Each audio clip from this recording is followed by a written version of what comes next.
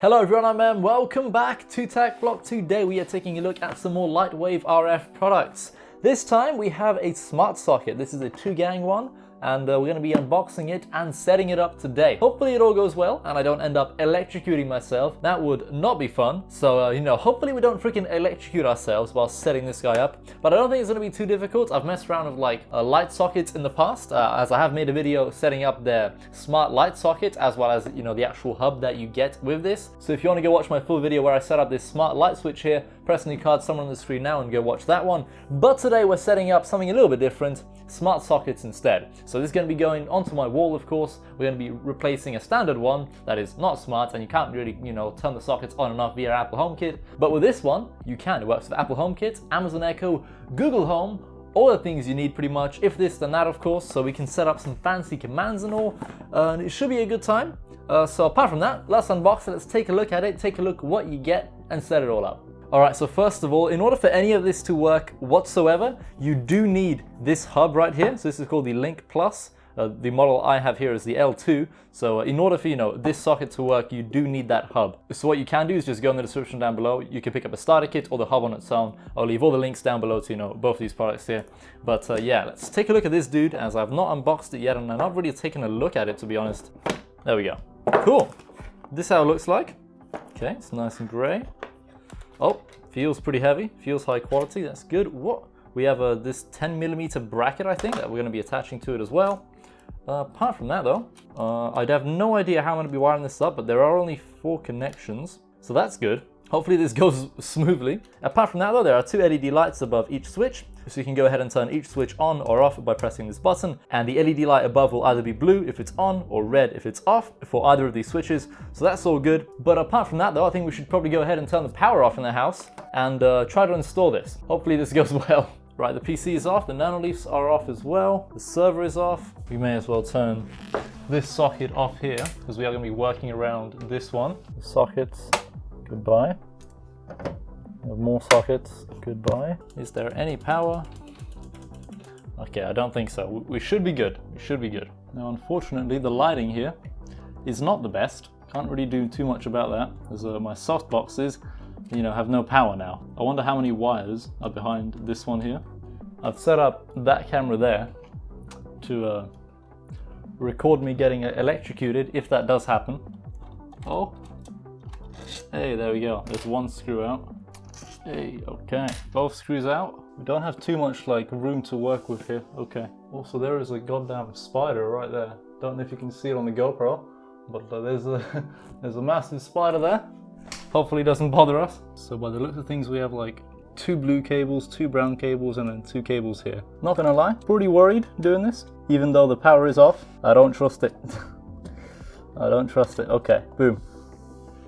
So blue ones went into this one that says N. L went into the brown one. Right, let's try to compare these two. See what we can decipher. So N is the same, L is the same.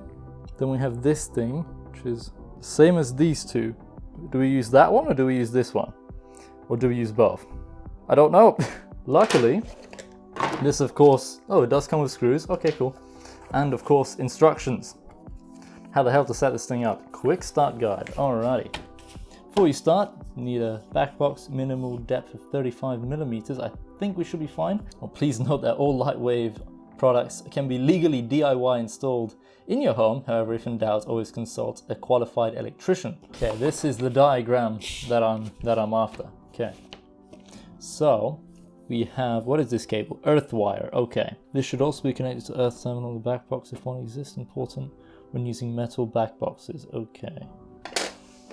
Okay, one thing I can do is pop the faceplate off so that we can access the actual screws behind this.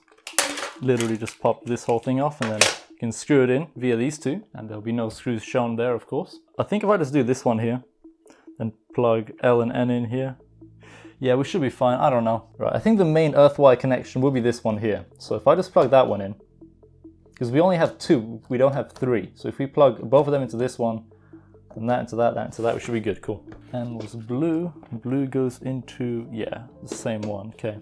So blue goes into this one, which is N. L goes into this one here, which is brown. So first things first, I'll do the earth wire.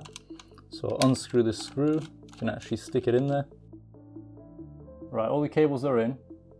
We can do a test to see whether anything's working. Oh, they're both on red. Okay, I think it's all good then. Yeah, they both work. Right, let's do a test to see whether there's actually any power going to them. So I just plugged in. Hey, look, we actually did it. It's all good. Sick. So we can turn that off. There we go. Right, so now that we know that everything here works and we wired it up correctly, you know, we tested it out, there was actual power going to it, all the sockets were working. So what I'm gonna do now is put this plate back on here.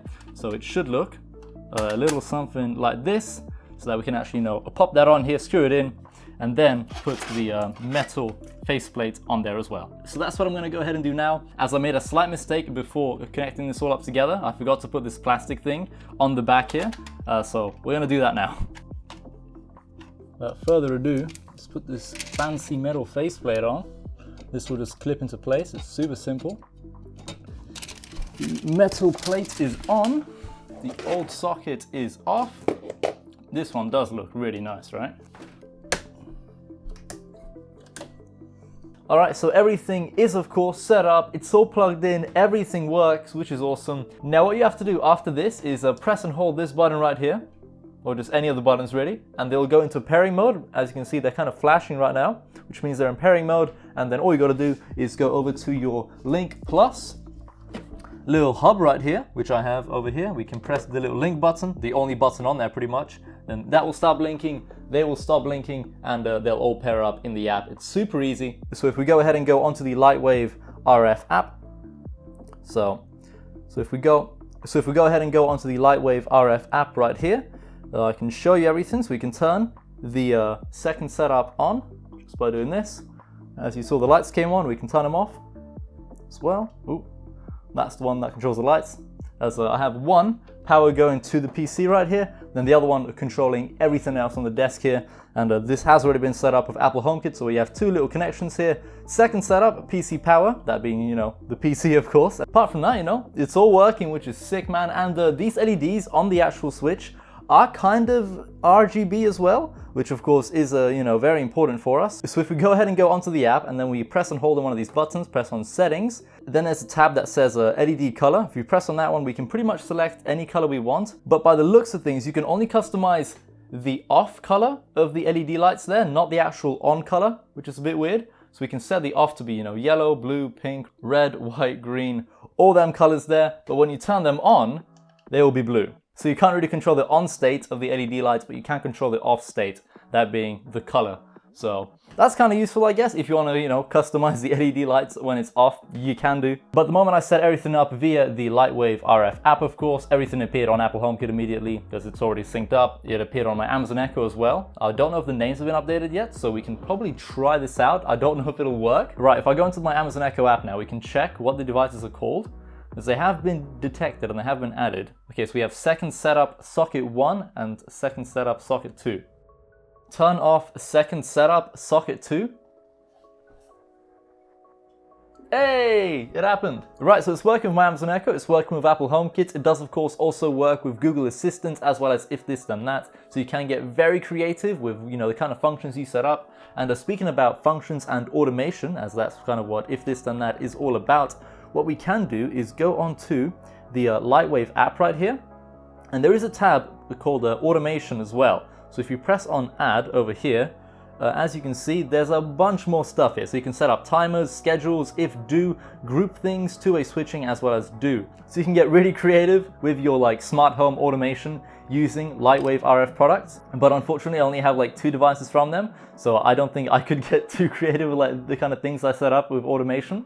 But if you have like smart home sensors and stuff, you can pair all those things up and make some crazy smart home automation, which would of course be pretty cool. Now, one more thing I did want to talk about is why you would actually want to get one of these products in the first place. And is this kind of worth your money? As this is kind of a pricey product, especially when paired with a hub. But after kind of thinking about it, this is genuinely priced quite well, given the fact that it does support Apple HomeKit, Google Home, Amazon Echo, and of course if this then that, all the things you need really, but most importantly, Apple HomeKit. Now you can pick up an Apple HomeKit smart plug off of Amazon. I think there's one from a company called Eve or something like that, and I'm pretty sure that smart plug, one smart plug costs around £40 on Amazon, which is a lot, right? Whereas this device here costs £60 on Amazon. And it is available in two colors. There is a white metal version as well as the stainless steel version that I have right here. So you get some options there in terms of the actual look of this device. And on top of that, it is genuinely kind of priced well, given the fact that you get two sockets for the price of £60. But you do have to get the hub. So the initial investment in setting up like LightwaveRF smart home devices can be a bit pricey when you factor in the fact that you need, you know, the actual Link Plus hub. But once you have that and you want to add additional smart sockets to your home, the price really isn't that bad, to be honest. Like £60 for two sockets that support Apple HomeKit is quite decent, to be honest. And given the fact that this is a really high quality product, and when you factor in the fact that this supports up to 3000 watts of output, so you won't really run into any issues there in terms of, you know, wattage and stuff. Like, I genuinely kind of see myself decking out the entire house with these, although I'd probably go with the white metal version just so it kind of blends into your wall. And just comparing these to like smart plugs, these are like a really good product. Like, not only will you save space, you know, this isn't bulky, you'll just replace a socket on your wall and there won't be an extra, like, you know, smart plug freaking hanging out of this thing, which is good. So it'll look good, it's modern, there's cool LED lights on there that are RGB, kind of. But yeah, it's just a good product. Like, genuinely, I'm pretty impressed with this. The price isn't too bad either, just the fact that you need to buy the initial hub. That can get a bit pricey, but once you have that and you want to add additional smart sockets, the price really isn't that bad, to be honest. Apart from that though, that's how I'm going to be ending today's video. Thank you all so much for watching. As always, if you'd like to go check out any of the Lightwave products featured in today's video, like the lighting starter kit that I made a dedicated video about already, and most importantly, the smart socket that we set up today and just tested it out, I guess, and it does actually work, surprisingly enough, really easy to set up. Ooh, and one thing I should probably mention is if you are planning on buying this smart light switch or this smart socket that I featured today, if you don't feel like you can set this up yourself and wire it up yourself, contact an electrician. Don't do this yourself if you have no clue what you're doing. Don't set this up yourself. Don't mess anything up because, you know, you might cause a fire. Things might go horribly wrong if you wire this up wrong. So just putting that warning out there for you. If you don't feel comfortable setting up yourself, contact an electrician. Let them do it for you. But apart from that, check out the links in the description down below to LightwaveRF products, and I hope to see you in another video soon. Goodbye.